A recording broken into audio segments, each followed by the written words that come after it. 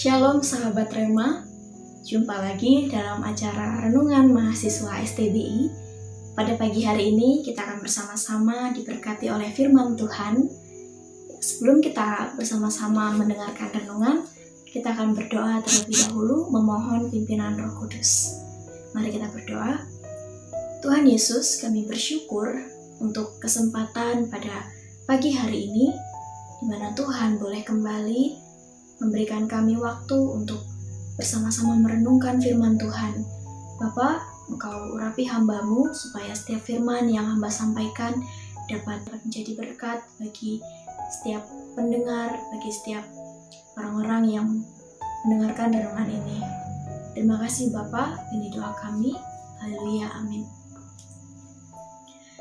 Nah, Bapak Ibu Saudara, pada saat saudara mendengar atau membaca judul yang saya ambil, Aku yang dulu versus aku yang sekarang.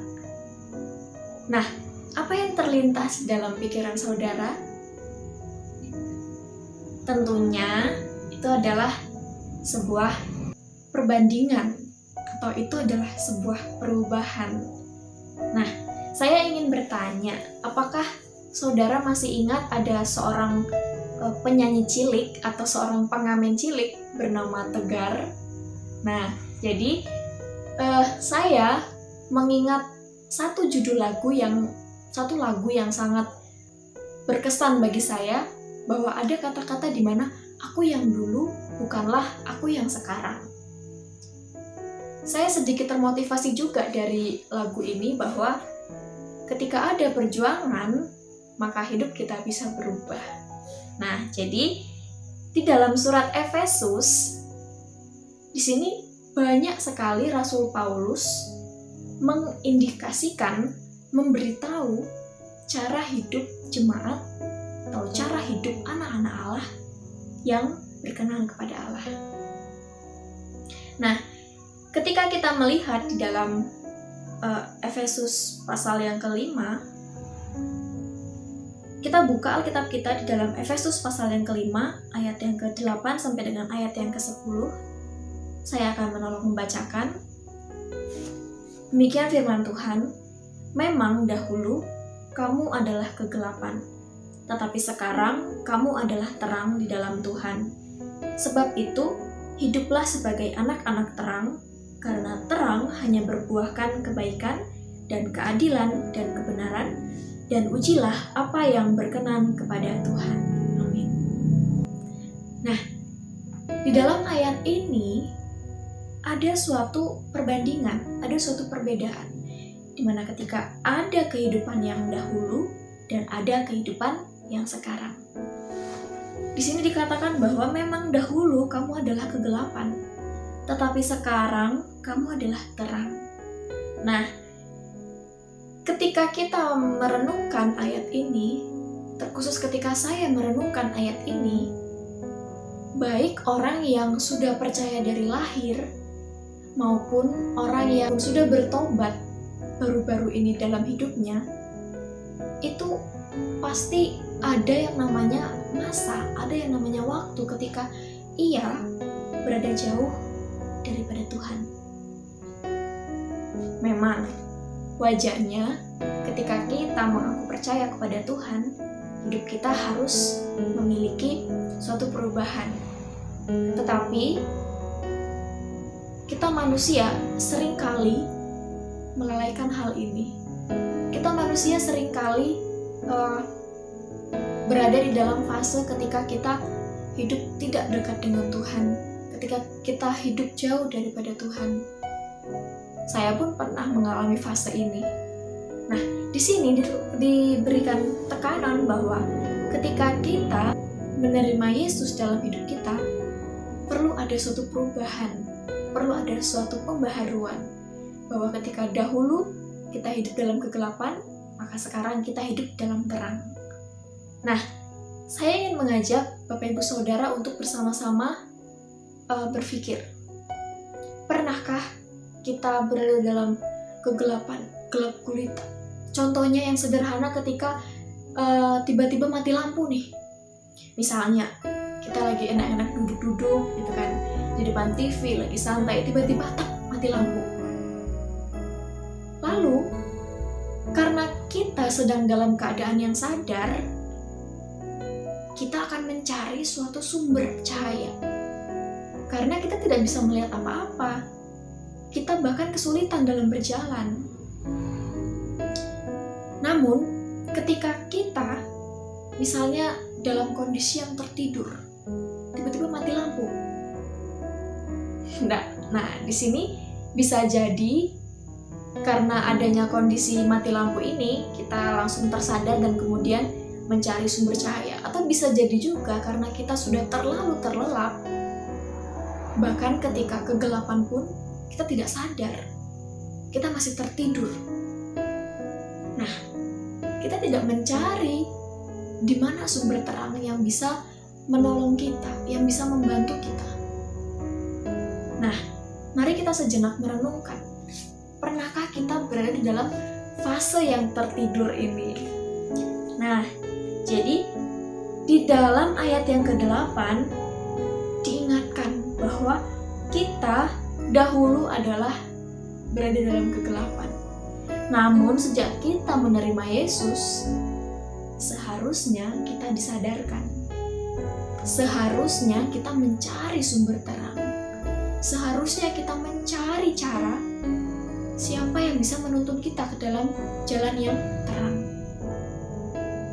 Nah, bagaikan terang yang tidak bisa menyatu dengan gelap, yang pasti terpisah dengan gelap, seharusnya kita seperti itu.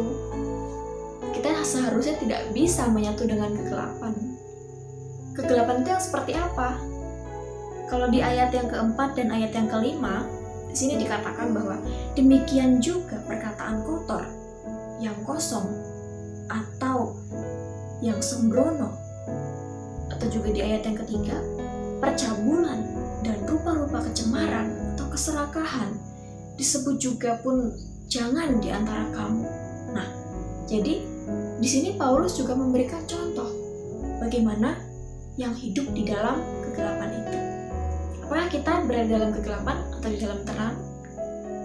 Nah, kita tidak bisa hidup di dalam dua sisi ini. Kita tidak bisa plan-plan.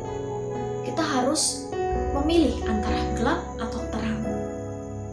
Nah, bagaimana caranya supaya kita tetap hidup di dalam terang? Ya, yang pertama, menjadi anak yang taat. Nah, kita lihat di dalam Efesus 5 ayat yang ke-1 dan ayat yang kedua, saya akan membacakan. Sebab itu jadilah penurut-penurut Allah, seperti anak-anak yang kekasih, dan hiduplah di dalam kasih, sebagaimana Kristus Yesus juga telah mengasihi kamu dan telah menyerahkan dirinya untuk kita sebagai persembahan dan korban yang harum bagi Allah. Nah, yang pertama, menjadi anak-anak yang taat.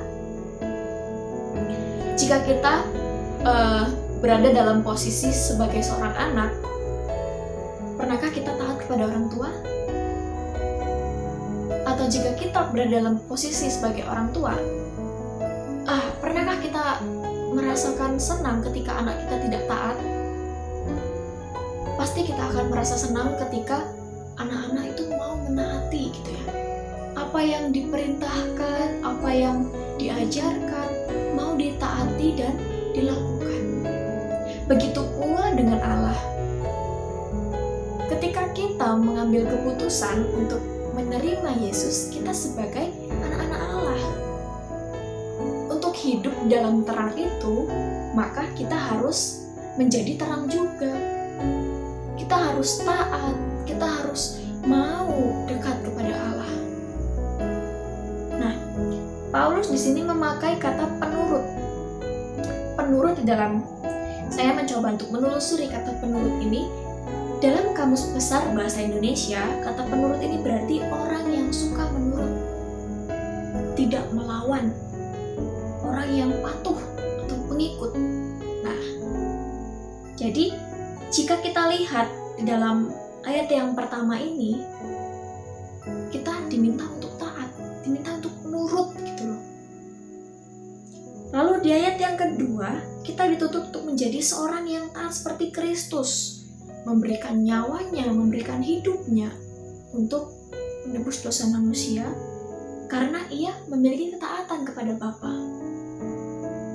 Nah, kalau kita melihat sedikit di kata persembahan, kalau kita lihat di dalam perjanjian lama, persembahan ini sangat ketat ya, Bapak Ibu Saudara. Ketika ada persembahan yang tidak berkenan, persembahan itu kemungkinan tidak diterima. Bahkan yang kemungkinan paling buruknya, orang yang memberikan persembahan itu bisa saja langsung mati. Nah, jadi di sini kita ingin melihat bahwa ketika kita memiliki kehidupan yang taat, kita juga memberikan hidup kita sebagai persembahan.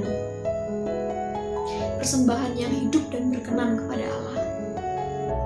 Lalu yang kedua, bagaimana supaya kita tetap hidup di dalam terang? Yang kedua adalah menguduskan hidup. Kita lihat dalam ayat yang ketiga, tetapi percabulan dan rupa-rupa kecemaran atau keserakahan disebut saja pun jangan di antara kamu, sebagaimana sepatutnya bagi orang-orang kudus. Kita perlu garis bawahi kata kudus. Mengapa saya memakai kata menguduskan? Karena kata menguduskan ini berarti merupakan sebuah proses. Ada suatu unsur proses. Kita tahu bahwa menjadi seorang yang kudus itu tidak mudah, tidak gampang. Namun, ada proses. Tuhan menghargai proses itu. Jadi, ketika kita mau berusaha, kita mau berproses, kita mau untuk menjadikan hidup kita, menguduskan hidup kita, Allah menghargai itu. Kita bisa kalau kita mau untuk proses ini, untuk proses menguduskan ini. Contohnya saja, kalau ada emas, kita tahu ya bahwa banyak yang bercerita tentang emas itu harus dimurnikan, harus dibakar, harus ditempa sebagaimana mestinya. Itu proses yang menyakitkan. Tetapi hasilnya adalah emas yang murni. Lalu yang ketiga, hidup dekat dengan sumber terang itu. Bayangkan jika kita menginginkan hidup dalam terang, tetapi kita tidak mendekat kepada sumber terang itu. Ya kita nggak akan bisa hidup dalam terang. Maka kita akan selalu dalam gelap. Tetapi ketika kita mau mendekat kepada sumber terang itu, maka otomatis kita juga akan menjadi terang. Nah, bagaimana untuk mendekat kepada sumber terang itu? Siapa sumber terang itu? Sumber terang itu adalah Allah. Jadi ketika kita mau dekat kepada Allah, ya kita hidup di dalam Allah dengan selalu membaca firman Tuhan, selalu berdoa, mendekatkan diri dengan Tuhan, supaya kehidupan kita ini bisa berdampak. Tidak hanya kita hidup dalam terang, tetapi kita bisa menyalurkan terang itu. Kita bisa menjadi sumber terang juga, karena kita adalah anak-anak Allah. Kita adalah anak-anak terang, supaya kita bisa membawa dampak bagi lingkungan kita. Nah, jadi hidup sebagai anak-anak terang itu adalah hidup dengan perubahan. Dari yang tadinya gelap, berubah menjadi seorang anak yang hidup di dalam terang. Kita diharapkan untuk bisa membawa dampak bagi gelap itu, supaya setiap kegelapan itu bisa juga menerima cahaya itu. Beginilah firman Tuhan pada saat pagi hari ini, biarlah itu menjadi berkat bagi kita. Mari kita berdoa. Allah Bapa yang baik, yang bertelan dalam kerajaan surga, kami bersyukur untuk firman Tuhan yang begitu memberkati kami pada pagi hari ini, di mana kami Tuhan diminta untuk memiliki perubahan hidup, diminta untuk selalu mengintrospeksi diri, apakah kami hidup dalam terang-Mu ya Tuhan. Bapa di surga, kami terus berdoa ya Tuhan, biarlah kiranya Bapa setiap kehidupan kami merupakan kehidupan menjadi anak-anak terang. Kami mohon Roh Kudus-Mu untuk selalu mengingatkan kami untuk hidup di dalam terang. Terima kasih Tuhan untuk firman-Mu pada hari ini. Kami menyerahkan waktu kami selanjutnya dalam tangan kasih kuasa-Mu. Dalam nama Tuhan Yesus kami sudah berdoa dan mengucap syukur. Haleluya. Amin. Terima kasih. Selamat pagi. Tuhan Yesus memberkati.